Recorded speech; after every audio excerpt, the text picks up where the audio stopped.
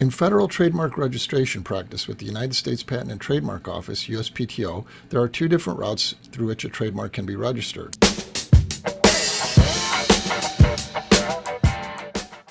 The first one is in use, where a trademark is already being used. The second is intent to use. For an in-use application, the trademark has to be in use in commerce for at least some period of time to sell either goods or services, depending on whether it's a trademark or a service mark. For intent to use, a business owner or an entrepreneur has to have a bona fide intention to use that trademark in commerce in some period of time. When you file an intent to use application, the trademark application goes through an examination process exactly the same as for an in-use application. However, if a notice of allowability is obtained, the next step is to file what's called a statement of use.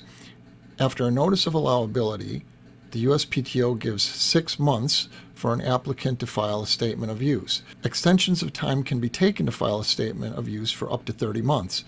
If a statement of use is not filed for the allowed trademark after 30 months, the trademark application goes abandoned and no trademark registration is granted. In other words, a trademark can't be reserved indefinitely, and it can only be reserved if there is a bona fide intention to use that trademark in commerce at a future date. Hi, this is Joseph Seigan of the Patent Insanity and Trademark Insanity channels. If you liked and enjoyed the video, please like and subscribe. And if you know anybody that might benefit from the information in the video, please share it also. We appreciate you watching, and I look forward to seeing you in the next video.